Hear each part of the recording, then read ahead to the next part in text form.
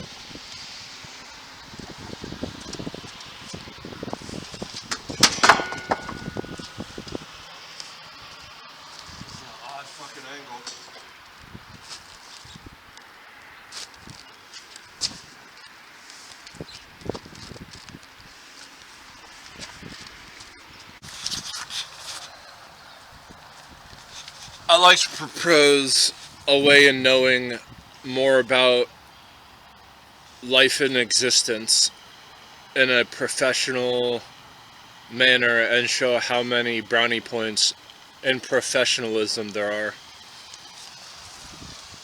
This is, of course, in having to be done with the utmost clarity,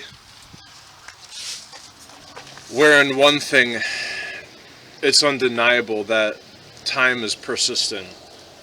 That given a factor is decohering. Objects decohere through time. You can call it weathering, but weathering's like the first layer.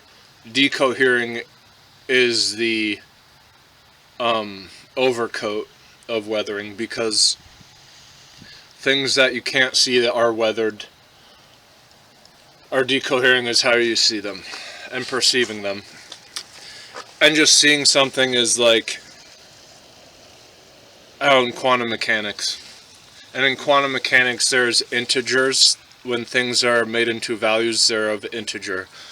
And this was so interesting that all these different number groups, and our universe is a quantum mechanical one. And so, why the integers? More into that later, but first is from dump truck drivers to social workers. You have to have a handful of things like recording your revenue. And the more that something, this is just an example, I'm not, no names, is your taxes, if there's more of the items that are assets. So much so that the revenue recorded has more assets that are over a seesaw teeter-totter where it doesn't make sense for you to claim deductibles. Think of the most extreme situation with just those three variables, and this is a clear indication of when something's cartoonish.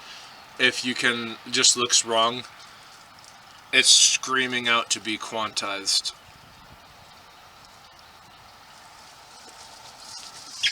And this is just something I came up with. I'm pretty sure it is a thing, but in knowing experiments, it would be even closer to, in quantum mechanics, there's a handful of these experiments. And so, if we know the experiments, we can easily interact with and manipulate the decohering, and not just the seeing if a thing's weathered or not. Just by knowing experimental, how close a thing is to being a clear-cut experimental.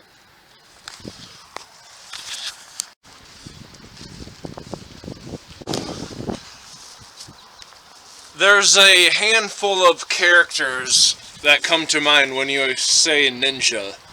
There's a ninja's iconic vest that they have, like these broad straps going over their shoulders like a suspenders, but these are more like padded. And there's this one character that instead of those straps, she has a hood, and the hood's rim goes into the coat's side parts, side collars of a coat. What is that called? But that doubles as a ninja's suspenders. And this clothing that she wears is so tightly knit to the body, intertwining holes with stitching, thick stitches, and it cuts like into the body, because the body has really rough skin, so it's hard to deduct the two when it is in the mesh of the lining of the clothing and the rough skin. And this is a resemblance of when there's nothing like else about an object, you've got to see the silver lining. And if the silver lining is blurred, such in the explanation I just described, it's a phenomenon where that person has the ability to have you guess which one. And this clothing, it's really dark, and so is the character. And so that blends in with the difference of the fabric to the skin. And so that's an important part because the mobility changes the darkness of the shadow in the holes of the clothing. So that is so ominous that it works. It just works.